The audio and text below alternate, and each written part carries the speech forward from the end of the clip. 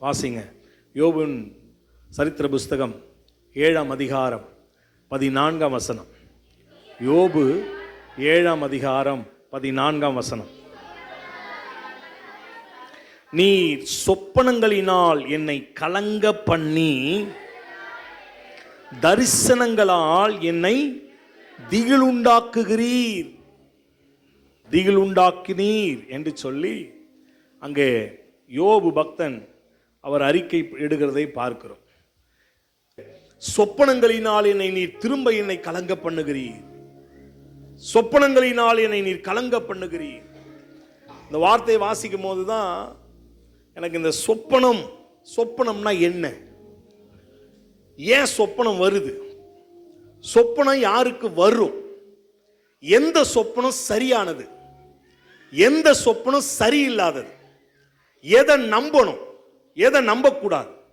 இது ரொம்ப கடினமான ஒரு பகுதியும் கூட. பரிசுத்த ஆவியானவர் எனக்கு உதவி செய்வாராக. ஆமென். இங்க இருக்கிற அநேக சொப்பனக்காரர்கள் நீங்கள் இருக்கிறீர்கள், உங்களுக்கு ஒரு தெளிவு வரும்னு நான் விசுவாசிக்கிறேன். ஆமென். ஹல்லேலூயா. இன்னைக்கு சில பேர் நீங்க என்னோடு கூட மன வருத்தத்தையும் உண்டாகும்னு நானும் நினைக்கிறேன். பாஸ்டர் சும்மா இருங்க பாஸ்டர், எதையாவது சொல்லாதீங்க. எதையாவது சொல்லலை, வேத ஆதாரத்தோடும் உலகத்தில் இருக்கக்கூடிய சில தத்துவ ஞானிகளுடைய கோட்பாடுகளோடு கூட இன்றைக்கு இந்த சொப்பனங்கள் என்ற தலைப்பின் கீழே நாம் தியானிக்க போகிறோம். ஹல்லேலூயா.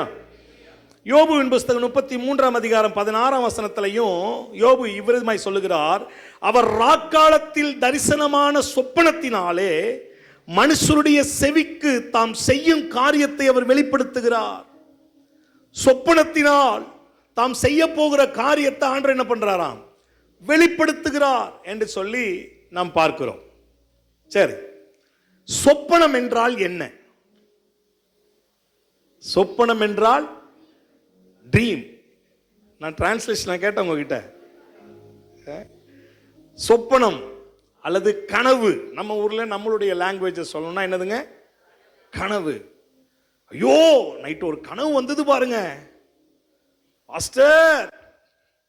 சில பேர் ஓடி வந்து இந்த கனவுக்கு என்ன அர்த்தம், நம்ம மண்டை குழம்பிடு மாத்துங்க, ஒண்ணுமே விளங்கா சிலதெல்லாம். கவனிங்க, சொப்பனம்னா என்ன? உலகத்தினுடைய தத்துவ ஞானிகள் இந்த சொப்பனத்தை குறித்ததான சில கருத்துக்களை அவர்கள் முன்வைக்கிறார்கள். நான் சொல்றேன், நீங்க அதை உள்வாங்கிக் கொள்ளுங்க. மேல் மனதிலிருந்து ஆழ் மனதிற்கு கொண்டு செல்லுகிற நினைவலைகள் தான் சொப்பனங்களாய் உருவாகிறது. மனசுன்னு ஒன்று இருக்குது நமக்குள்ள. அதுல அவன் என்ன சொல்றான்னா, மேல் மனசு, மேலோட்டமா இருக்கக்கூடிய சில நினைவுகள் நம்முடைய மனதினுடைய ஆழத்துக்குள்ள அந்த நினைவலைகள் டிராவல் ஆகி போகுமா.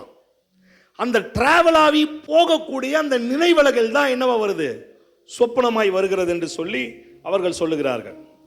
பொதுவா சொப்பனம் என்பது மனதில் நிறைந்திருக்கக்கூடிய அல்லது மனதில் அடக்கி வைத்திருக்கிற ஆசைகளினால் வரக்கூடியது சொப்பனம்.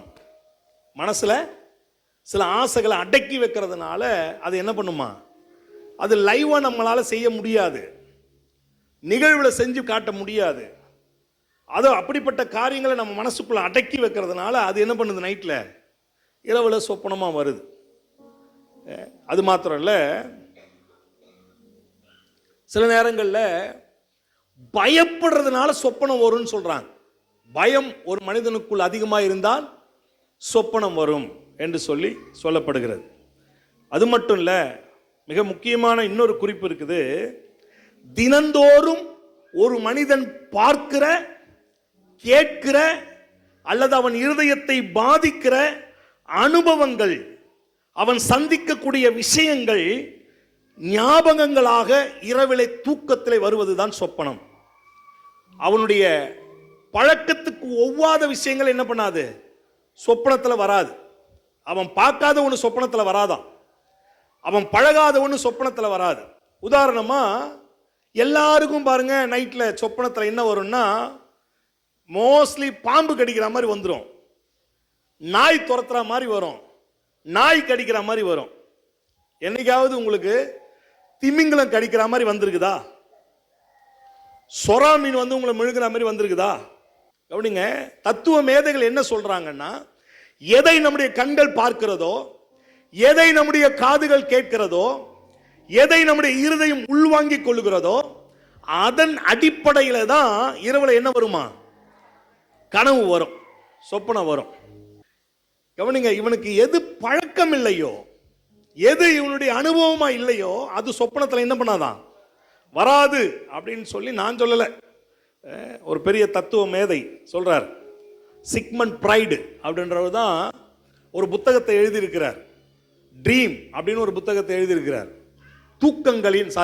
கனவுகளின் விளக்கம் அப்படின்ற ஒரு பெரிய ஒரு புத்தகத்தை எழுதி உலகம் முழுவதும் பிரசித்தி பெற்ற ஒரு அந்த சிக்மண்ட் ஃப்ராய்டு என்றவர் தான் இந்த தத்துவங்களை எல்லாம் அவர் சொல்லிட்டு வரார். கவனிங்க, முரண்பாடான ஆசைகளும் சமுதாயத்துக்கு பொருந்தாத பாலிய இச்சைகளும் கூட கனவுல வரும். முரண்பாடான காரியம். கவனிங்க, நேரடியாய் செய்ய முடியாத ஒரு செயல் இது சொப்பனத்தில் கனவுல என்ன பண்ணும்னா, முரண்பாடான சமுதாயத்துக்கு ஒவ்வாத சில பாலிய இச்சைக்குரிய காரியங்களும் நம்முடைய சொப்பனத்தில் என்ன பண்ணுது? வருது. கவனிங்க, சொப்பனத்தில் தவறான அல்லது இச்சையான காரியங்கள் வருவது நல்லதா கெட்டதா, அது பாவமா பாவம் இல்லையா என்றதெல்லாம் கூட நம்ம என்ன பண்ண போறோம்? பின்னாடி பார்க்க போறோம். அல்லேலூயா. கவனிங்க, சொப்பனம் பேசிக்கா 3 வகைப்படும். எத்தனை வகை? 3 வகை சொப்பனம் உண்டு. ஒன்று, தேவன் தம்முடைய ஜனங்களோடு பேசுவதற்காக சொப்பனத்தை அவர் பயன்படுத்தினார். ஜனங்களோட கனெக்ட் ஆகிறதுக்கு கர்த்தர் கொடுக்கக்கூடிய செய்தி, தேவன் தம்முடைய ஜனத்தோடு கூட பேசின ஒரு செய்தி தான் சொப்பனம். 2வது சொப்பனம் உன் இருதயத்தை கலங்கடிக்கிற சொப்பனம். கவனிங்க, முதல் தேவன் பேசுறது அது ஒன்று, கர்த்தர் உங்களோட பேசக்கூடிய வார்த்தை, அது உனக்கு சொல்ல வேண்டிய செய்தி. 2வது ஒரு சொப்பனம் இருக்குது. அது என்னன்னா, சில நேரங்களில் அந்த சொப்பனம் ஞாபகமும் இருக்காது, சில நேரங்களில் கொஞ்சம் கொஞ்சம் பிஞ்சு போட்ட மாதிரி ஞாபகம் வரும். ஆனால் இருதயத்தை என்ன பண்ணும்? அது ஒரு மாதிரி துக்கப்படுத்திக்கிட்டே இருக்கும். அந்த கனவு பார்த்ததுக்கு அப்புறம் இருதய கலங்கடிச்சுக்கிட்டே இருக்கும். இந்த சொப்பனம் முழுக்க முழுக்க தேவனை சார்ந்ததல்ல, இது பிசாசை சார்ந்தது. நம்ம பின்னாடி எல்லாத்தையும் பார்ப்போம். கவனிங்க, உன் இருதயத்தை கலங்கடிக்கிற சொப்பனம் அது தேவன் கொடுப்பதல்ல. யார் கொடுப்பது? பிசாசு கொடுப்பது. ஒன்றும் விளங்கல பாஸ்டர், ஒன்றும் புரியல, என்னென்ன தெரியல, ஒரு மாதிரி மனசு பாரமா இருக்குது, மனசு வேதனை ஆகுது, இதெல்லாம் பிசாசு உன் இருதயத்தை கலங்கடிப்பது. 3வது ஒரு சொப்பனம் இருக்குது. என்னன்னா, அதுக்கு அர்த்தமே கிடையாது. சில சொப்பனம் என்னது? சில சொப்பனம் என்னதுங்க? அர்த்தம் இல்லாத சொப்பனம். அது அதுக்கு நீயா ஒரு கதையும் ஒரு காரணத்தையும் சொல்லிக்கலாமே தவிர, ஆண்டவரும் உங்ககிட்ட பேசல, பிசாசும் அதை டிஸ்டர்ப் பண்ணல. உனக்கு நீயா யோசிச்சுக்கணும், நீயா அப்படியே பறக்கிற மாதிரி, ஓடுற மாதிரி, வரா மாதிரி, துரத்துற மாதிரி இதெல்லாம் பண்றது. இன்னும் சொல்ல போனா, நைட்டு வந்து என்ன ஒரு பெரிய பேய் அமுக்கிடுச்சு பாஸ்டர்ன்றாங்க பாருங்க தூக்கத்தில். என்னத்தை அமுக்கிறது? நான் கூப்பிட்டுக்கினே இருந்தேன், கேட்கவே இல்லை. படுபாவி பக்கத்தில் தான் படுத்துனுக்கிறான். எங்க அம்மா பக்கத்தில் தான் படுத்துருக்குது. எங்க அப்பா அப்பா அப்பான்னு கத்துறேன். இன்னும் மேல ஏறி ஒன்று உட்காந்து அமுகுச்சே பாரு. கவனிங்க, அப்படி எப்படி பேயெல்லாம் வந்து ஒரு நாள் என்ன பண்ணாதான்? யாரையும் அமுகாதான். என்ன நடக்குது? கவனிங்க, என்ன சொல்றாங்க அப்படின்னா, நம்முடைய மூளை, நம்முடைய மனசு, இந்த மனசும் மூளையும் தூங்கிறதுக்கு பேர் தான் இரவு என்னது? தூக்கம். இந்த ரெண்டுமே என்ன பண்ணிடணும்? தூங்கணும். மனசும் தூங்கிடணும், மூளை என்ன பண்ணணும்? ரெஸ்ட் எடுத்துடணும். அது சைலண்ட் ஆயிடணும், சுவிட்ச் ஆஃப் பண்ணிட்டு. ஆமா, எதுக்கும் கமெண்ட்லாம் கொடுக்காது, பாடிக்கு எந்த கமெண்டும் கிடையாது. சுவிட்ச் ஆஃப் பண்ணிட்டு அது படுத்துரும். இதுல ரெண்டுல எது ஒன்று வெளிச்சிட்டு இருந்தாலும் என்னது உனக்கு? தூக்கம் புரண்டு புரண்டு படுத்தான் பாஸ்டர், நைட்டு ஃபுல்லாக எனக்கு தூக்கம். ஏன்னா மனசு எங்கே இல்லை, மறுநாள் காலையில் தண்டலுக்கு கட்டணுமே, சீட்டு கட்டணுமே, வட்டி கொடுக்கணுமே, இது மனசு உள்ள இங்கேயே இருக்கும். இது மனசு அங்கே இருக்கிறதுனால மூளை சுவிட்ச் ஆஃப் பண்ணாலும் இது என்ன பண்ணுது, ஆக்டிவேட் ஆகினுக்குது. ஐயோ இவங்க ஏன் இப்படி பேசுனாங்க, இவங்க ஏன் இப்படி சொன்னாங்க, படுத்துன்னு தான் இருப்போம், ஆனால் தூக்கம் இல்லை. இது டிஸ்டர்பன்ஸ். இதெல்லாம் கவனிங்க, இந்த ரெண்டுமே தூங்கிடணுமா. முதல்ல மனசு தான் விழிக்குமா.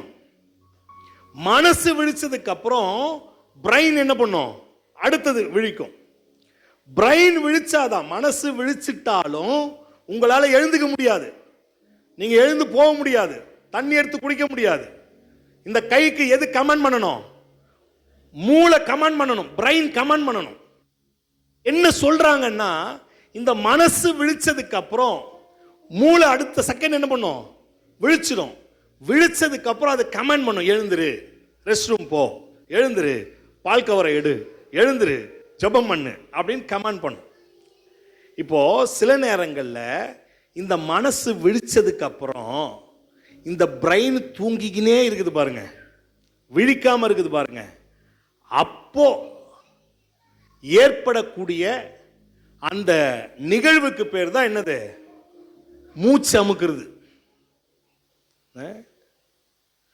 இதுல எது ஒண்ணு முரண்பாடா ஏற்பட்டாலும் அந்த நேரத்தில் என்ன பண்ணாது, நமக்கு ஒன்றும் தெரியாது. சாரி, ஐயோ நான் கத்திக்கிட்டே இருந்தேன், நீங்க கையை அசைச்சா மாதிரி உங்களுக்கு தெரியும், ஆனா உங்க கையை என்ன பண்ணிருக்க மாட்டீங்க, அசைருக்க மாட்டீங்க. கத்தனா மாதிரி தெரியும், ஏய் நான் குழியில போதுன்னு, நீ கம்முன்னு தான் தூங்கிட்டு இருப்பீங்க. ஏன்னா பிரெயின் என்ன பண்ணல, கமெண்ட் பண்ணல.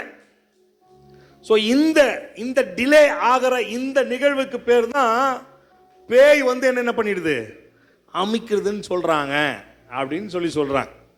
அப்போ இது வரைக்கும் என்ன உங்களை எது அமுக்கல இது வரைக்கும்? ஆமாம், உங்க பக்கத்தில் பார்த்து சொல்லுங்க, இது வரைக்கும் உன்னை பேய் அமுக்கல, நீயா தான் பைத்தியக்கார மாதிரி பேசியிருந்த. ஏன்னா வசனம் சொல்லுது, கர்த்தர் உன்னோடு கூட இருக்கிறார். ஆமென். அப்போ கர்த்தர் தமக்கு பிரியமானவனுக்கு நல்ல தூக்கத்தை தரார். வசனம்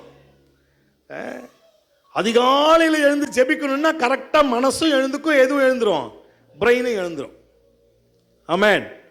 ஓகே, தேவனா மகிமைப்படுவதாக. எனக்கு அன்பான தேவ பிள்ளைகளே, தேவன் தம்முடைய ஜனங்களோடு பேசக்கூடிய காரியம் சொப்பனமா இருக்குது. இருதயத்தை கலங்கடிக்கக்கூடிய காரியம் பிசாசு கொண்டு வருவதும் சொப்பனமா இருக்குது. அர்த்தமில்லாத சில சொப்பனங்கள் வரும். நீங்க பிரசங்கியின் புஸ்தகம் 5ஆம் அதிகாரம் 3ஆம் வசனம் வாசிங்க பார்ப்போம். தொல்லையின், கவனிங்க, ஓவர் பிரஷர் கூட சொப்பனத்தை கொண்டு வருமா. ரொம்ப திங்கிங், ஓவர் திங்கிங். கவனிங்க, இன்னொரு விஷயம், அந்த சிக்மன் பிரைடுன்றவர் சொல்றாரு, ஒரு மனிதனுடைய தூக்கமின்மை அவனுக்கு சொப்பனத்தை கொண்டு வரும். எதை கொண்டு வரும்? தூக்கமின்மை. ஒரு நல்ல டீப் ஸ்லீப் பண்ணாதவங்க, ஒரு ஆழ்ந்த உறக்கத்துக்குள் போகாதவர்கள் நிச்சயமாய் அவர்கள் எதை பார்ப்பாங்க, சொப்பனத்தை பார்ப்பாங்க அப்படின்னு சொல்லப்படுது. இங்க யாரெல்லாம் சொப்பனக்காரர் இருக்கீங்கன்னு தெரியல. அல்லேலூயா, சத்தமா ஒரு ஆளே சொல்லுங்களேன். கவனிங்க, தேவன் கொடுக்கும் சொப்பனம். முதலாவது, தேவன் கொடுக்கிற சொப்பனம் எப்படிப்பட்டது? நீங்க வாசிச்சீங்கன்னா, தேவன் சொப்பனங்கள் மூலமாய் அவர் பேச விரும்புகிறார். யாருக்கிட்ட பேசுறாருன்னா, 2 மனுஷங்கிட்டையும் பேசுறார். எந்த 2 மனுஷன்னா, தேவனுடைய பிள்ளைகளிடத்திலும் சொப்பனத்தின் மூலமாய் கர்த்தர் பேசுகிறார். நல்லா கவனிங்க, எதுவுமே வேத ஆதாரம் இல்லாம இல்லை, எல்லாம் வேத ஆதாரத்தோடு கூட நான் பேசுறேன். தேவன் சொப்பனங்கள் மூலமாக தம்முடைய மனிதர்களோடு, ஜனங்களோடு அவர் கனெக்ட் ஆகிறாரு. தேவ பிள்ளைகளோடும் கர்த்தர் சொப்பனத்தோடு பேசுகிறார். தேவ பிள்ளைகள் அல்லாத அந்நிய ஜனத்தோடும் சொப்பனத்தோடு ஆண்டவர் என்ன பண்றாரு, பேசுறார். நீங்க உதாரணமா வாசிச்சீங்கன்னு சொன்னா, ஆதியாகமத்தின் புஸ்தகம் 28ஆம் அதிகாரம் 12ஆம் வசனம், நம்முடைய பரிசுத்த வேதாகமத்தில் 11 மனிதர்கள் சொப்பனத்தை பார்த்தார்கள் என்று எழுதப்பட்டிருக்கிறது. கவனிங்களேன், ஒரு குறிப்பு சொல்லிடுறேன். ஹோல் பைபிள்ல லட்சக்கணக்கான எத்தனையோ மனிதர்களுடைய பெயர்கள் எழுதப்பட்டிருந்தாலும் சொப்பனம் வெறும் எத்தனை பேர் தான் பார்த்துருக்குறாங்க? எத்தனை பேர் தான் பார்த்துருக்குறாங்க? அதுவும் அர்த்தமுள்ள சொப்பனங்கள், தேவன் வெளிப்படுத்தின சொப்பனங்கள், விளங்கக்கூடிய சொப்பனங்கள். பைபிளில் விளங்காத சொப்பனங்கள் என்ன பண்ணல? போடப்படலை. அர்த்தமில்லாத சொப்பனங்கள் போடப்படலை. ஒரு 11 நபர்கள் சொப்பனங்களை பார்த்ததாகவும் அந்த சொப்பனங்கள் மூலமாக சில செய்திகளை கர்த்தர் தம்முடைய ஜனங்களோடு பேசினதாகவும் எழுதப்பட்டிருக்கிறது. நீங்க ஆதியாகமத்தின் புத்தகம் 28ஆம் அதிகாரம் 12ஆம் வசனம் வாசிங்க பாப்போம்.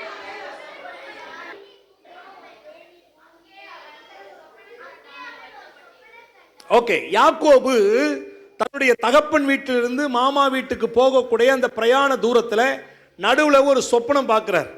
கையில் ஒன்றும் இல்லை, ஒரு கல் எடுத்து தலைக்கு வச்சு படுத்து தூங்கும் பொழுது வானத்துக்கும் பூமிக்கு என்ன பண்ணுது? ஒரு ஏணி உண்டாகிறது.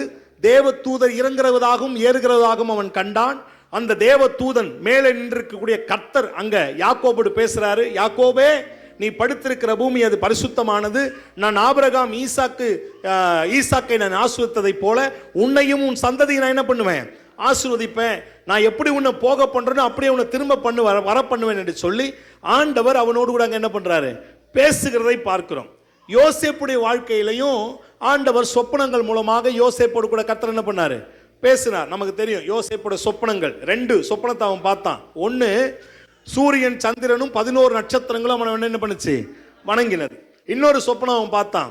11 அரிக்கட்டுகளும் ஒரு அரிக்கட்டுகளை என்ன பண்ணுச்சு? வணங்கிதுன்னு பார்த்தான். இப்படிப்பட்ட சொப்பனங்கள் மூலமாய் தேவனுடைய பிள்ளையாகிய யாக்கோபிடத்திலையும் தேவனுடைய மனுஷனாகிய யோசேப்பிடத்திலும் கர்த்தர் பேசினார். சொப்பனமானது வெறும் ரட்சிக்கப்பட்ட அபிஷேகம் பண்ணப்பட்ட பிள்ளைகள் மட்டும் ஆண்டவர் பேசுறதில்ல. சில நேரங்களில் ஆண்டவர் என்ன பண்றாரு? அந்நிய ஜனத்திலத்தில் என்ன பண்றாரு? சொப்பனங்கள் மூலமா பேசுறார். நீங்க வாசிப்பீங்கன்னு சொன்னா ஆதியாகமத்தின் புத்தகம் 41ஆம் அதிகாரம் 1ஆம் வசனம். ஆதியாகமம் 41:1. பார்வோன் யாரு? பார்வோன் யாருங்க? ஒரு அந்நிய தெய்வத்தை வணங்கக்கூடிய ஒரு மனுஷன். எகிப்து விக்கிரக ஆராதனைக்கு பெயர் பெற்ற ஊர். அப்படிப்பட்ட ஒரு ஆராதனை பழக்கத்தை கொண்ட அந்த பார்வோனுக்கு ஆண்டவர் என்ன பண்றாரு?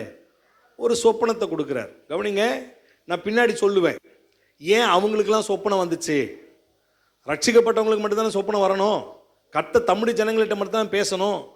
ஏன் புறஜாதிகளிடத்திலும் கர்த்தர் சொப்பனத்தை கொடுத்தாரு? பின்னாடி நான் உங்களுக்கு சொல்றேன். ஸோ முதல் நான் ஒரு ஸ்டெப் பை ஸ்டெப்பாக கொண்டு போறேன். ஆண்டவர் யாரோடு பேசுகிறார்? 2 பேர்கிட்டையும் பேசுறார். ரட்சிக்கப்பட்டவன்ட்டு சொப்பனத்தை கொண்டு பேசுறாரு. ரட்சிக்கப்படாதவனிடத்திலையும் ஆண்டவர் சொப்பனங்களை வெளிப்படுத்துகிறார். நேபுகாத் நேச்சார் என்ற ஒரு மன்னன், அவன் விக்கிரகாராதனை செய்து கொண்டிருந்த பாபிலோன் தேசத்துடைய பெரிய மன்னன், அவனுக்கும் ஆண்டவர் ஒரு தரிசனத்தை, ஒரு சொப்பனத்தை காட்டுறார். ஒரு பெரிய தங்க சிலை, தலை தங்க, அப்புறம் வெள்ளி, அப்புறம் வெங்கலம், ஒரு பெரிய ஒரு சிலையை பார்க்குறான். அந்த சொப்பனத்துக்கான அர்த்தம் அவனுக்கு தெரியல. தானியேல் வந்து அந்த சொப்பனத்துக்கான விளக்கத்தை என்ன பண்ணான்?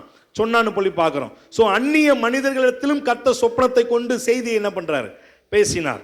அது மாத்திரம் இல்ல, சொப்பனத்தின் மூலமாய் தேவன் பேசுகிற விதம் கவனிங்க.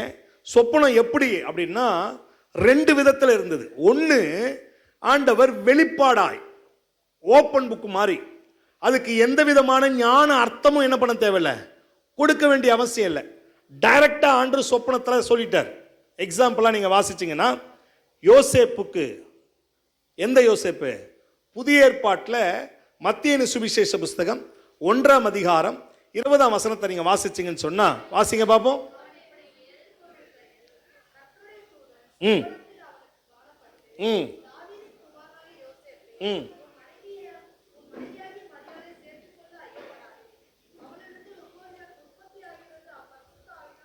கவனிங்க. இப்ப யோசேப்புக்கு ஒரு குழப்பம். மரியாள் கர்ப்பவதி ஆயிட்டா, அவளை கல்யாணம் பண்ணலாமா வேணாமா, தள்ளி விட்டுலாமா என்னன்னு யோசிக்கும் பொழுது சொப்பனத்தில் ஆண்டவர் வந்து என்ன பண்றாரு? ஒரு மாங்காவை காமிச்சு, இந்த மாங்காய் கனிந்து வருகிறது, இதுக்கு என்ன அர்த்தம் நீயே கண்டுபிடிச்சுக்குன்னு சொல்லல, தெளிவா சொல்லிட்டாரு. எப்பா மரியாள் என்ன பண்ணுங்க, டைரக்டா பேசிட்டார். No indirect. இன்டைரக்ட் இல்ல, டைரக்டா. அபிமெலேக்கு என்ற ஒரு ராஜாவை குறித்து நீங்க ஆதியாகமத்தின் புஸ்தகம் 20ஆம் அதிகாரம் 3ஆம் வசனத்தில் வாசிச்சீங்கன்னா, ஆபிரகாமுடைய மனைவியாகிய சாராயை அவன் வீட்டுக்கு கூட்டு போய் உட்கார வச்சிருக்கிறான் கல்யாணம் பண்ணிக்கிறதுக்கு. அப்ப அபிமெலேக்கு ஒரு புறஜாதி, அவன்கிட்ட ஆண்டவர் பேசுறார். வாசிங்க. தோன்றி நீ அழைத்த ஸ்திரீ நிமித்தம் நீ சாவடம். அவன் ஒரு நீதிமானுடைய பொண்டாட்டி, ஒரு நீதிமானுடைய மனைவி சாராய். அவளை உடனே என்ன பண்ணு, நீ அவனை கூப்பிட்டு அனுப்பி விட்டுரு. உடனே அவன் சொல்றான், நான் உத்தம இருதயத்தோடு இதை நான் செஞ்சேன், நான் தப்பு பண்ண செய்யல. அவன் சொன்னான் இது யாருன்னு, என் தங்கச்சின்னு சொன்னான். அவன் பொண்டாட்டின்னு சொல்லியிருந்தா நான் என்ன பண்ணியிருக்க மாட்டேன், கொண்டு வந்திருக்க மாட்டேன். நான் உத்தம இருதயத்தோடு இதை செஞ்சேன்னு சொல்லி அபிமெலேக்கு சொன்னான். ஆண்டவர் சொல்றாரு, அபிமெலேக்கே நீ செத்துருவ, உடனே என்ன பண்ணு, அவளை அனுப்பி வை. டைரக்டா பேசுறார், இன்டைரக்டா சொல்லல. ஒரு முருங்கக்காய் நீட்டா வந்து அந்த முருங்கக்காய் அப்படியே வெடிக்கிற மாதிரி, நீட்டா வர்றதுக்கு என்ன அர்த்தம், வெடிக்கிறதுக்கு என்ன அர்த்தம், நம்மளா ஒரு அர்த்தம் கொடுக்கறதுக்கு இல்லை. டைரக்டா பேசிட்டார் ஆண்டவர், நீ என்ன பண்ணு, அவளை அனுப்பி விடு. இப்போ சில நேரங்கள்ல ஆண்டவர் சொப்பனத்தை எப்படி பேசுறாரு, டைரக்டா இல்ல இன்டைரக்டா, மறைபொருளாய் அவர் பேசுகிறார். வேதத்தில் வாசிப்பீங்கன்னு சொன்னா, யோசேப்புக்கு சொப்பனம் வந்தது. டைரக்டா ஆண்டவர் நான் உன்னை உயர்த்துவேன், நீ ராஜாவுக்கு அடுத்த ஸ்தானத்துக்கு போவன்னு சொல்லல. என்ன வந்துச்சு, 11 அரிக்கட்டு. ஒரு அரிக்கட்டு என்ன பண்ணுது, என்னங்க, வணங்குது. வணங்குது. அரிக்கட்டுனா என்ன? இப்போ அதை நம்ம டீப்பா என்ன பண்ணணும், யோசிக்கணும். அரிக்கட்டு விஷயம் இல்ல, அரிக்கட்டு நிக்கிற பொசிஷன் விஷயம். 11 அரிக்கட்டு. அப்ப யோசேப்போட லைஃப்ல அது கனெக்ட் ஆகுது. நல்லா கவனிங்க, ஒரு விஷயத்தை சொல்றேன் நடுவுலையே. உனக்கான சொப்பனத்தை கர்த்தர் உங்கிட்ட தான் கொடுப்பார். ஆமென் சொல்லுங்க பாப்போம்.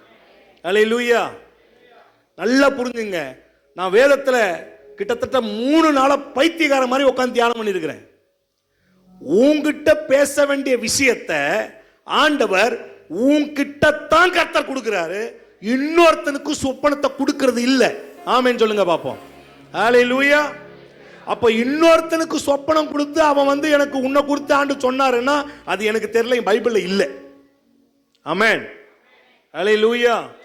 சொப்பனமானது உன்னை சார்ந்தவர்களுக்கும் அல்லது உன்னை கனெக்ட் பண்ணக்கூடிய எந்த இடத்துல சொப்பனம் என்ன பண்ணுது, போகுது. இன்னொரு விஷயத்தை நான் பார்த்தேன் சொப்பனத்துல, நான் இல்லாத ஒரு சொப்பனம் இல்லை. இப்ப நான் ஒரு சொப்பனம் பார்க்கிறேன்னா அது எனக்கு சம்பந்தம் இல்லாத ஒரு சொப்பனம் என்ன பண்றது இல்ல, யாரும் பார்த்தது இல்ல. பைபிள்ல 11 சொப்பனம் தான் பைபிள்ல இருக்குது. நீங்க 11 சொப்பனத்தை எடுத்து வாசிச்சீங்கன்னா அவர்களோடு சம்பந்த உடையதைத்தான் அவர்கள் என்ன பண்ணிருக்கிறாங்க, ஆண்டவருக்கு சொப்பனங்களை பேசி இருக்கிறார். அது தேவனுடைய பிள்ளையா இருக்கட்டும், தேவனுடைய பிள்ளை அல்லாதவனா இருக்கட்டும், தனக்கு சம்பந்தம் இல்லாத தான் அந்த சொப்பனத்துல இல்லாத நபரா இருப்பாங்கன்னா அவர்களுக்கு சொப்பனத்தை கொண்டு கர்த்தர் என்ன பண்ணல, பேசல. இது வேத சத்தியம். ஆமென் சொல்லுங்க பாப்பா. யாருன்னா உனக்கு ரோட்ல இருக்கிறவங்க வந்து உன்னை குறிச்சு நான் சொப்பனம் பார்த்தானே வெளில போயிடுறேன். ஆமென். அல்லேலூயா. ஆமா, நல்லா கவனிங்க. ஆண்டவர் நமக்கு சம்பந்தமானவர்களிடத்துல தான் என்ன பண்றாரு, சொப்பனத்தை கொடுக்கிறார்.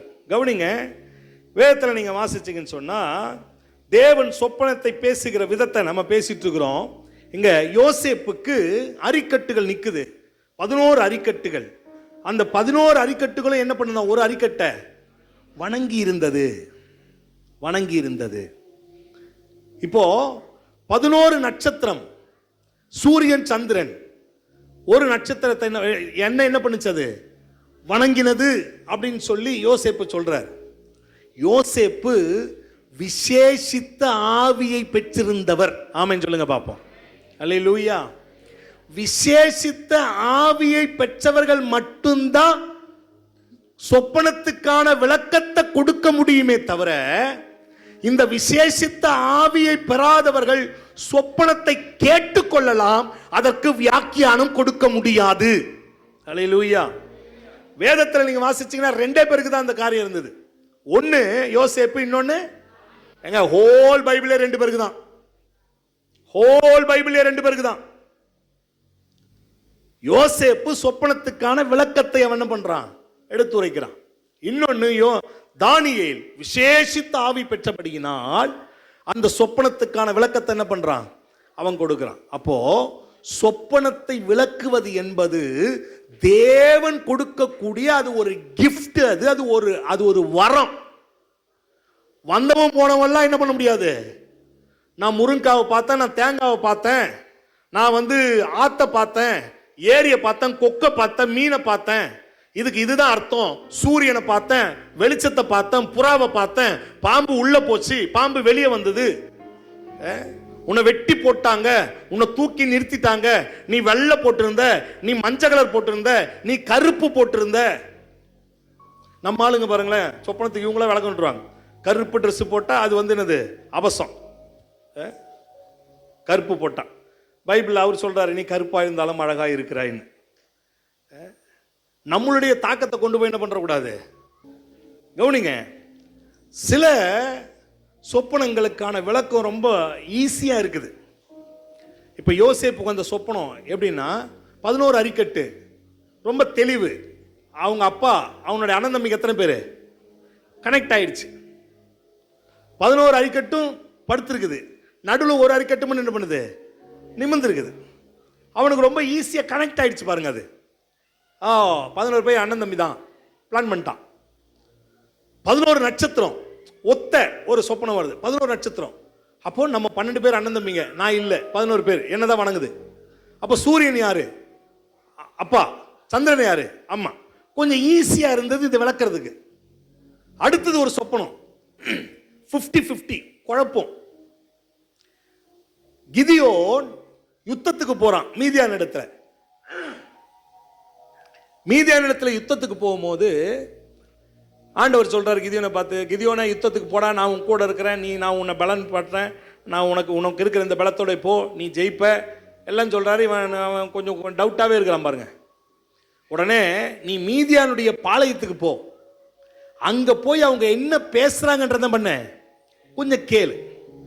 இப்போ கிதியோனு அப்படியே தட்டு தடுமாறி தன்னுடைய வேலைக்காரனை கூப்பிட்டுக்கிட்டு போறாரு. அங்க போனா கரெக்டா நைட்டு ஒருத்தன் எழுந்து 2 சோல்ஜர் 2 படை வீரர்கள் உட்கார்ந்து பேசுறான். டேய், ஒரு சொப்பனத்தை பார்த்தேன் நான். கவனிங்க, அந்த சொப்பனத்துல கூட அவர்களை சம்பந்தப்படுத்தி தான் வந்தது. என்னது, ஒரு அப்பம், சுடப்பட்ட அப்பம் உருண்டு மீதியானியோட நம்ம கூடாரத்துக்குள்ள, அந்த சொப்பனத்தை வாசினா தெரியும், பாதி விளங்கிருது. மீதியானுடைய கூடாரத்துக்குள்ள அந்த அப்பம் என்ன பண்ணுச்சு, மோதிச்சு. அப்புறமா அந்த வீடு என்ன பண்ணிடுச்சான், விழுந்துருச்சு. இப்ப இந்த சொப்பனத்துல பாதி ஈசி. மீதியானுடைய கூடாரம் யாருன்னா அவங்க, நம்ம இந்த யுத்தத்துல தோக்க போறோம். ஆனா இந்த உருண்டு வர அப்பம் யாரு, இப்ப அதை ஈஸியா கெஸ் பண்றான். எப்படி, இப்ப யுத்தத்துக்கு உட்கார்ந்துட்டு இருக்கிறான். யாரு கூட யுத்தம் நடக்க போகுது, மீதியானியருக்கு சொல்றேன், மீதியானியருக்கு யார் கூட யுத்தம் நடக்க போகுது, கிதியோன் கூட யுத்தம் நடக்க போகுது. அப்போ இங்க மீதியானுடைய கூடாரம் கீழே விழுது. அப்போ உருண்டு வரக்கூடிய ஒத்த மனுஷன், கவனிங்க, அவன் இஸ்ரவேல் பெரிய திரள் படைய கூட்டுட்டு வரல, யாரை தான் கூட்டு வரான், ஒரு ஆளு 300 பேர் தான் கூட்டு வரான். லீடர் யாருன்னா கிதியோன் தான். அப்போ பாதி சொப்பனம் விளங்குது, அந்த உருண்டு வர அப்பம் விளங்கல. உடனே அந்த பாதிக்கு மீதியை இவங்க மேட்ச் பண்றாங்க. யாரு, உருண்டு வரப்ப யாரா தான் இருக்கணும், கிதியோனா இருக்கும். இது 50-50 பிரச்சனை இல்லை. சில சொப்பனங்கள் 100% என்ன பண்ணாது, ஒன்னும் விளங்காது, ஒன்னும் விளங்காது. தேவன் கொடுக்கக்கூடிய சில சொப்பனங்களுக்கான விளக்கத்தை எல்லாராலும் அவ்வளவு ஈஸியாக சொல்லிவிட முடியாது. அப்படி சொல்றதா இருந்தா நேபுகாத் நேச்சார் கண்ட சொப்பனத்தை எல்லா சாஸ்திரிகளும் சொல்லியிருப்பார்கள், எல்லா மந்திரக்காரனும் சொல்லியிருப்பான். எவனுக்கு விளங்கல, ஒருத்தனுக்கு புரியல. ஒத்த மனுஷன் வந்தான், தானியேல் தான் சொப்பனத்தையும் சொப்பனத்துக்கான விளக்கத்தை அவன் என்ன பண்றான் சொல்றான். அந்த சொப்பனம் ரொம்ப கன்ஃபியூஸ்ட், அது ரொம்ப கிளியர் கிடையாது. ஒரு பெரிய நான் உருவத்தை பார்த்தேன், தலை தங்கமா இருக்குது, மார்க்கவசம் வெள்ளியா இருக்குது, வயிறு பகுதி வெங்கலமா இருக்குது, தொடப்பகுதி இரும்பா இருக்குது, அதுக்கப்புறம் களிமண்ணும் இரும்பும் கலந்து இருக்குது, அப்புறம் ஒரு உருண்டை ஓடி வருது, காலில் மோதுது, மண்ணோட மண்ணா போகுது. இதுக்கு என்னது? இந்த சொப்பனத்துக்கு விளக்கமே சொல்ல முடியாது. இந்த சொப்பனத்துக்கு யார் விளக்கம் சொல்ல முடியும்? பரிசுத்த ஆவியின் நிறைவை பெற்ற விசேஷித்த ஆவியை கொண்டிருந்த தானியேலால மட்டும்தான் விளக்கம் சொல்ல முடியும். நல்லா புரிஞ்சு கொள்ளுங்க. சில நேரங்களில் நீ பார்க்கிற சொப்பனத்துக்கான விளக்கம் யாருக்குமே தெரியாது, விசேஷித்தவர்களை தவிர. ஹல்லேலூயா. சத்தமுறையில சொல்லுங்க. சில நேரங்களை பாருங்களேன், நம்ம ஆளுங்க சும்மாவே எதையாவது பார்த்தேன்னா போய் நல்லா ஒழுங்கா தூங்கு. நீ சரியா தூங்காம எதையாவது பார்த்துட்டு வந்து இதுக்குன்னு அதுக்கு அர்த்தம், இதுக்குன்னு அர்த்தம், அதுக்கு இதெல்லாம் எதுவும் அர்த்தம் சொல்ல முடியாது. சொப்பனம் பார்க்கிறவனே சொப்பனத்துக்கான விளக்கத்தை சொல்லணுமா? அந்த வசனத்தை குறிக்கல பாத்துங்க. சொப்பனம் எவன் பார்க்கிறானோ சொப்பனத்துக்கான விளக்கத்தை என்ன பண்ணணும்? அவன் சொல்லணும். ஹல்லேலூயா. உங்க பக்கத்துல பார்த்து சொல்லுங்க, நீ சொப்பனம் பார்த்தா விளக்கம் தெரிஞ்சா வெளில சொல்லு, இல்லைன்னா வாய மூடு. இல்ல அந்த சொப்பனத்துக்கு ஒரு பேர் வைக்கணும் தெரியுமா? அர்த்தம் இல்லாத சொப்பனம் சொல்லிட்டு போ. கவனிங்க, பார்வோன் கண்ட சொப்பனம் கன்ஃபியூஸ்டு, ஒன்றும் விளங்கல. 7 மாடு என்ன பண்ணுச்சு? நல்லா புஷ்டியா இருக்குது. அடுத்து 7 மாடு எப்படி இருக்குது? அருவருப்பா இருக்குது. இப்ப யோசேப்பு அதுக்கு கணக்கு சொன்னதுக்கு அப்புறம் நீ அதை சொல்ற, 7 மாடு 7 வருஷம் புஷ்டியா இருந்துச்சு. சாதாரணமா கேட்கும் போது என்ன தெரியுது? 7 மாடா தெரியல, எந்த ஒரு காலம் தெரியலையே, பால் கம்மியா கொடுக்கும் போல. சில சொப்பனங்கள் ரொம்ப கஷ்டமானது. கவனிங்க, தேவன் சொப்பனத்தின் மூலமாக தம்முடைய காரியத்தை வெளிப்படுத்துறார். 2 காரியத்தை வெளிப்படுத்துறார், 2 விதமான செய்தியை கொடுக்கிறார். ஒன்னு அது நற்செய்தியா இருக்கும், இல்ல என்னவா இருக்கும்? துர்ச்செய்தியா இருக்கும். வேதத்தில் நீங்க வாசிப்பீங்கன்னு சொன்னா, யோசேப்பு அவன் எங்க இருக்கிறாரு? சிறைச்சாலையில் இருக்கிறார். ஒரே நாள்ல 2 பேர் சொப்பனம் பார்த்தான். பானபாத்திரக்காரன் ஒருவன் ஒரு சொப்பனத்தை பார்க்கிறான், சுயம்பாகி ஒரு சொப்பனத்தை பார்க்கிறான். பானபாத்திரக்காரன் என்ன சொப்பனம் பார்த்தான் தெரியுமா? சுயம்பாகி எதை பார்த்தான்? கூட மேல பலகாரம் எடுத்து போனான், காக்கா வந்து என்ன பண்ணுச்சு? தூக்கிட்டு போச்சு. இதுக்கு யோசேப்பு கணக்கு சொல்றாரு, எப்பா அடுத்த 3 நாள்ல நீ ராஜாவுக்கு திரும்ப என்ன பண்ணுவ? திரும்ப போய் நீ என்ன பண்ணுவ? பானம் கொடுப்ப, உன்னை கர்த்தர் உயர்த்துவார். நற்செய்தி.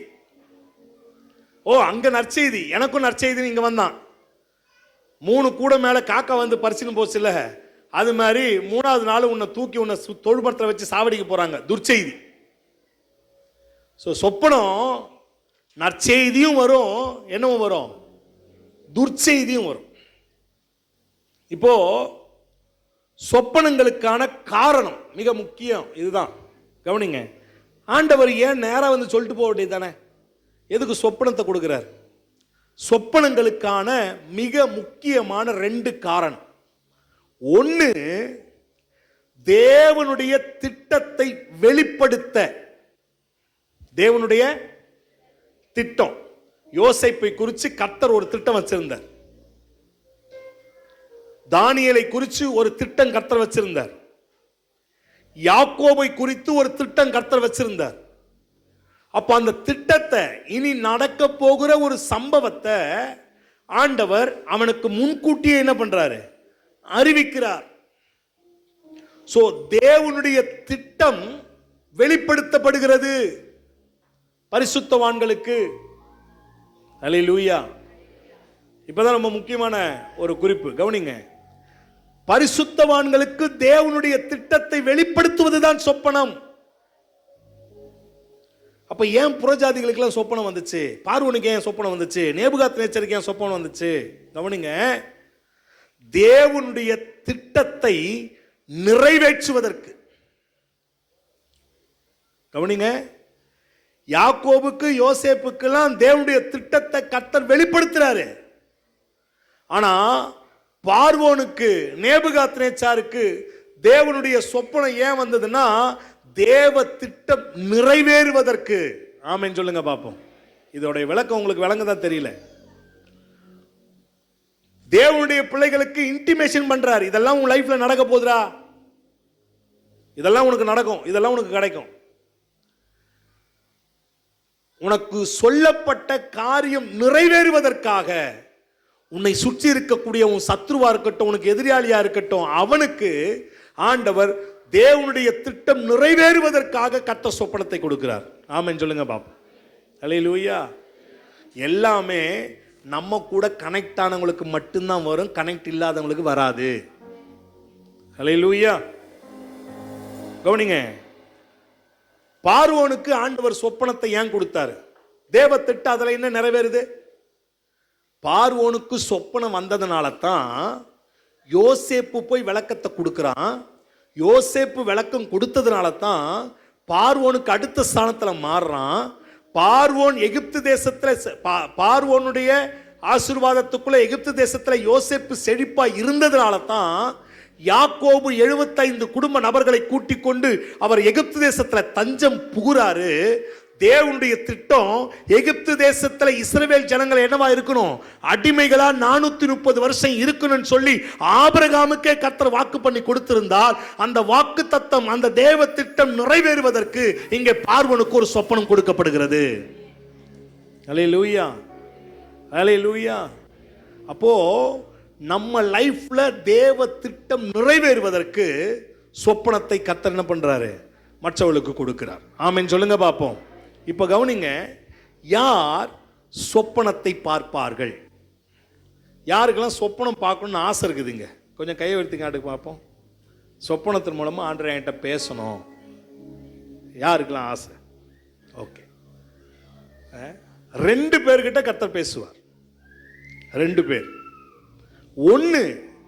ஒன்று ராஜாக்களின் புஸ்தகம் 3ஆம் அதிகாரம் 5ஆம் வசனத்தை நீங்க வாசிச்சீங்கன்னா, ராத்திரியில் சொப்பனங்களில், கவனிங்க, ஒரு மனுஷன் சொப்பனத்தை பார்த்தான், ஒரு ராஜா. ரொம்ப முக்கியம். என்னைக்கு இரவுன்றது ரொம்ப முக்கியம். ஏன் சாலமோனுக்கு சொப்பனத்தில் கர்த்தர் தரிசனமானான்றது ரொம்ப முக்கியம். அதே வேளையில சொப்பனம் அடிக்கடியும் என்ன பண்றது இல்ல, வர்றதில்லை. தேவன் கொடுக்கிற சொப்பனமானது அடிக்கடி என்ன பண்ணாது. எல்லாருக்கும் நான் சொப்பனம் பார்க்கறேன்னா நீ தூக்கம் இல்லைன்னு அர்த்தம். திரும்ப சொல்றேன், ஊர்ல இருக்கிறவங்களுக்கெல்லாம் நான் சொப்பனம் பார்த்துக்கிறேன்னா உனக்கு நீ பிசிக்கலி நீ அன்ஃபிட். யோசேப்புக்கே ஒரே ஒரு முறை தான் சொப்பனம். யாருக்கு? யாக்கோபுடைய ஹோல் லைஃப்ல ஒரே முறை தான் சொப்பனம். சொப்பனம் ஒரு முறை தான் வந்தது. தூங்கி இருந்தாவே நான் சொப்பனம் பார்க்கறேன்னா நீ பிசிக்கலி அன்ஃபிட். நான் சும்மா சொப்பனம் பார்க்கறேன், நான் சும்மா சொப்பனம் பார்க்கறேன், நான் சும்மா சொப்பனம் பார்க்கறேன்னா நீ ஏமாத்துறன்னு அர்த்தம். கவனிங்க, யார் கூட கர்த்தர் பேசினாரு? சாலமோன் ஹோல் லைஃப்ல ஒரு முறை சொப்பனத்தில் வராரு ஆண்டவர். எப்போன்னா, அன்றைக்கு பகல் முழுவதும் அவன் 1000 காளைகளை கொண்டு வந்து பலி செலுத்தி கர்த்தருடைய சமூகத்திலே காத்திருந்து பின்பு அவன் போய் அன்றைக்கு இரவு படுத்தான். அன்றைக்கு இரவு கர்த்தர் அவனோடு கூட பேசுகிறான். நைட்டு ஜீ தமிழையும் விஜய் டிவியையும் பார்த்துவிட்டு, சன் டிவியில அக்கப்போரையும் அநியாயத்தையும் கண்டுவிட்டு, புருஷங்கிட்ட சண்டை போட்டுக்கிட்டு, பொண்டாட்டிய திட்டிட்டு, அம்மா அப்பா பேச்சை சீ போ அப்படி சொல்லிட்டு போய் படுத்து தூங்கினா உனக்கு ஆண்டவர் பேச மாட்டார், உனக்கு பேய் தான் பேசும். சாலமோன் கிட்ட பேசல நைட்டு என்னைக்கு 1000 காளைகளை கொண்டு வந்து கர்த்தருடைய சமூகத்தில் அவன் பலி செலுத்துகிறான். பகல் முழுவதும் முழங்கால் படிட்டு ஜனங்களுக்காய் மன்றாடுகிறான். அன்னைக்கு இரவு போய் படுத்து தூங்குறான். சொப்பனத்தில் கர்த்தர் வரார். ஆமென், ஹல்லேலூயா. அதனாலதான் நம்ம கூப்பாடு போட்டு கத்துறோம். நைட்டு தூங்கும் போதாவது என்ன பண்ணு, ஒரு சின்ன ஜபத்தை பண்ணிட்டு தூங்கு. கவனிங்க, இன்னும் நீங்க வாசிங்க, அந்த சம்பவத்தை வாசிங்கன்னா, சாலமோனுக்கு கர்த்தர் தரிசனமாய் கேட்கிறாரு, எப்பா உனக்கு என்ன வேணும்? அவன் கேட்டான், ஆண்டவரே எனக்கு என்ன கொடுங்க? இந்த ஜனங்களை ஆளக்கூடிய ஞானத்தை தாரும். உலக தத்துவ மேதைகள் சொல்லக்கூடிய கருத்து இங்க கனெக்ட் ஆகுது பாருங்க. உன் ஆழ் மனதில் எதை நீ பூட்டி அடக்கி வச்சிருக்கிறியோ அதுதான் என்னவா மாறும்? சொப்பனமா மாறும். இப்ப இவன் இருதயத்துக்குள்ள ஒரு பெரிய ஆசை, என்னது? ஜனங்களை நான் எப்படி நடத்தணும்? ரொம்ப ஞானவனா நடத்தணும் என் ஜனங்களை. மிகப்பெரிய ராஜா என் தகப்பன் தாவீது இஸ்ரவேல் ஜனங்களை ஆண்டு முடித்திருக்கிறாரு. அவருடைய மகனாகிய இளையவன் நான் சாலமோன். நான் இப்ப அந்த ராஜாவுடைய பதவியில உட்கார்ந்துட்டு இருக்கிறேன். என் ஜனங்களை நான் எப்படி ஆளணும்? சரியா ஆளணும். ஞானத்தை கொடுங்கன்னு கேட்டான். வசனம் சொல்லுது, நீ ஜீவனை கேட்காம, உன் சத்துருடைய ஜீவனை கேட்காம, செல்வத்தை கேட்காம, நீ எதை கேட்ட? எனக்கு பிரியமானதை நீ கேட்டாய். ஆமென் சொல்லுங்க பாப்போம். நான் இப்படி சொல்றேன், யாருக்கு சொப்பனத்தில் கர்த்தர் தம்முடைய வார்த்தையை வெளிப்படுத்துகிறார்? தேவனுக்கு பிரியமான நினைவுகளை கொண்டிருக்கிறவர்களுக்கு தான் ஆண்டவர் சொப்பனத்தில் வந்து பேசுவாரு. ஆமென். உங்க இருதயத்தின் நினைவு எதுவா இருக்கணும்? தேவனுக்கு பிரியமா இருக்கணும். ஊர் அக்கப்போர் பண்றது இல்ல இருக்கக்கூடாது. கடைசியா நான் சொல்லி முடிச்சிடறேன். யோவேல் எழுதின தீர்க்கதரிசன புஸ்தகம் 2ஆம் அதிகாரம் 28ஆம் வசனம். யோவேல் 2:28. மாம்சமான யாவர் மேலும் என் ஆவியை ஊற்றுவேன். தேவ ஆவி ஊற்றப்பட்ட பிள்ளைகள் சொப்பனத்தை என்ன பண்ணுவாங்களாம்? காண்பார்கள். விசேஷமா மூப்பர்கள். ஆமென். அல்லேலூயா. மூப்பர்கள் என்று சொல்லி பதவி வகிக்கிறவர்கள் மாத்திரம் அல்ல, கிறிஸ்துவுக்குள் வளர்கிறவர்கள் மூப்பர்கள், வளர்ந்தவர்கள் மூப்பர்கள், மற்றவர்களுக்கு உதாரணமாயிருக்கிறவர்கள் மூப்பர்கள். யாரெல்லாம் கிறிஸ்துவுக்குள்ள வளர்ந்திருக்கிறாங்களோ, வேத தியானத்துல, பரிசுத்த வாழ்க்கையில, ஜெப ஜீவியத்துல நல்ல வளர்ந்திருக்கிறார்களோ அவர்கள் தான் மூப்பர்கள்.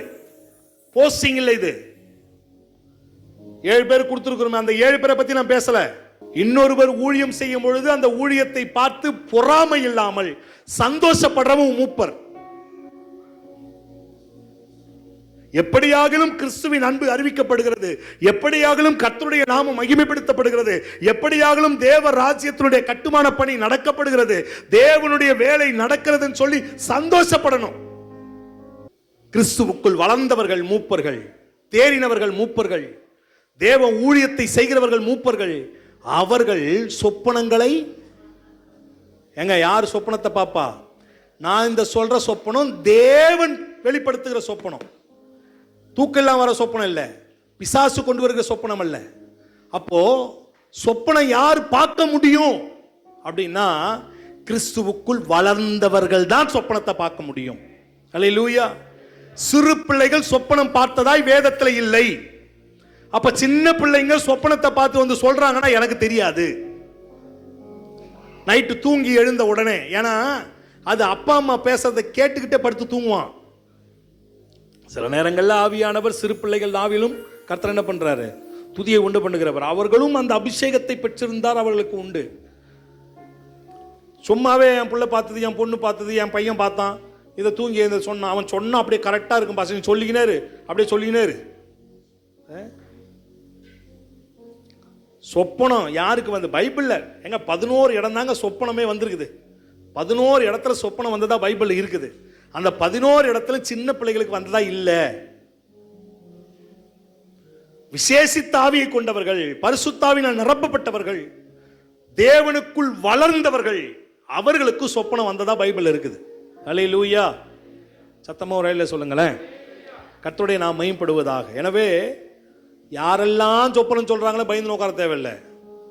அவரவர்களுடைய கனியினாலே அறியலான்னு வசனம் இருக்குது. அவரவர்களுடைய கனி கனி கனி.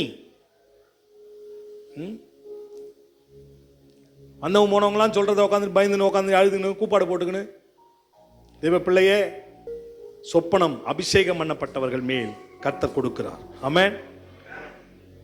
இன்றைக்கு ஒருவேளை உனக்கு சொப்பனம் வேணும், கர்த்தர் என் கூட பேசணும் அப்படின்னு நீ ஆசைப்படுவனா, உனக்குள் பரிசுத்த ஆவியின் நிறைவை நீங்கள் பெற்று அந்த விசேஷித்த வாஞ்சையோடு தேவனுக்கு பிரியமான இருதயம், அவருக்கு பிரியமானதை நீ நினைவுகளை கொண்டிருப்பாயானால் தேவனுக்கு பிரியமானதை நீ செய்து கொண்டிருப்பாயானால் தேவன் ஒவ்வொரு நாள் இரவிலும் கர்த்தர் உங்களோடு கூட பேசுவதற்கு அவர் ஆயத்தமாக இருக்கிறார்.